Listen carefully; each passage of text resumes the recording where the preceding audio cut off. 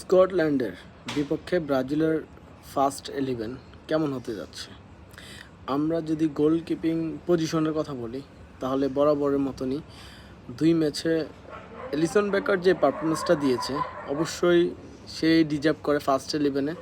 বরাবর এলিসন বেকারই থাকবে, তার সাথে ডিফেন্সে থাকবে মার্কিনোস, গ্যাব্রিয়েল ম্যাগালাস, দানিলো এবং কি সান্তোস।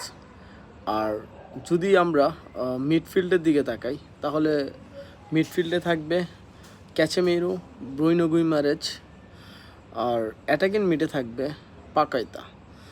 আমরা যেই নামটার অপেক্ষা করতেছি নেইমার জুনিয়রকে মেবি হাফ টাইমের পরে নামানো হবে। লেফট উইঙ্গার হিসেবে থাকবে ভিনিসিয়াস জুনিয়র।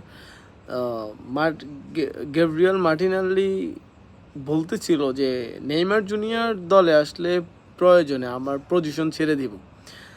এই কথাগুলা আসলে এই ধরনের মন মানসিকতা যদি কোনো প্লেয়ারের থাকে তাহলে অনায়াসে আপনি ধরে নিতে পারেন ওই টিমটা ভালো একটা কিছু করতে চাচ্ছে, কারণ টিমের ভিতরে ভালো একটা কম্পিটিশন, এটা খুবই দলের জন্য খুবই ভালো। রাইট উইঙ্গার রাফিনা যেহেতু ইনজুরিতে পড়ে গেছে, সেই জায়গা থেকে রাইট উইঙ্গার হিসেবে রায়ান ফার্স্ট 11-এ থাকতে পারে। সাবস্টিটিউট করে হয়তো লুইস হেনরিককে নামানো হতে পারে। নাম্বার 9 পজিশনে খেলবে ম্যাথুইস কুনহা।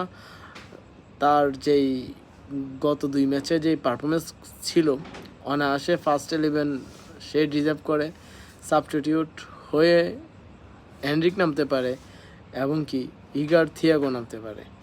বাট ম্যাথুইস কুনহার পজিশনটা নিয়ে মনে হয় না 3-4 ম্যাচ আগামী কোনো লড়াচড়া হবে বলে।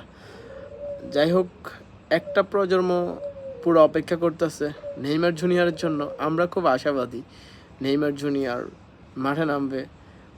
প্রায় 900+ দিন অপেক্ষা করতে হয়েছে আমাদের।